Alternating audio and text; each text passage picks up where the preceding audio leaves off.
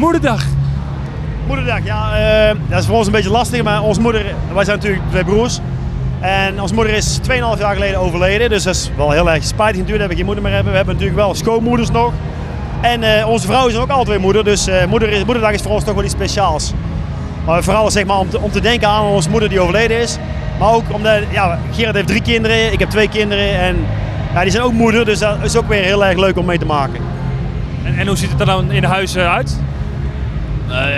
Niks bijzonder toch verder? Ja, volgens mij Gerard, verplicht beschuitje, verplicht eitje op bed, verplicht die brok allemaal in bed en de chocolade en zo. En een kaarsje s'avonds erbij en zo, dat soort dingen. Maar het is wel heel erg gezellig. En dan hopen we natuurlijk dat ze bij Vaderdag dubbel en dwars uitpakken. Want Moederdag komt als eerste, hè. Dus Moederdag komt eerst en dan proberen we een beetje te slijmen. En dan hopen we dat we met Vaderdag het dubbel en dwars terugkrijgen. Met Vaderdag, ik heb een hele mooie nieuwe badjas gezien. Want ik heb er nou eentje ik ben flink afgevallen de laatste jaren. Tenminste de laatste 6 jaar geleden heb ik een keer een badjas gekocht. En dan had ik nog XXL. En als ik die nou aan doe, denk ik bij mijn eigen, jongen, Frans-Duits zou erin passen, bij wijze van spreken. Die zou hem nog groot hebben, dus dan wil ik wel een nieuwe badjas. Nou, misschien wel een goed plan. Ik heb helemaal geen badjas. Nee, geen badjas? Ik heb nog geen badjas. Bij deze ik wil een badjas, jongens. We hebben altijd een badjas. Ja. Zijde, zo'n lekkere zachte zijde badjas. Zijde, ja.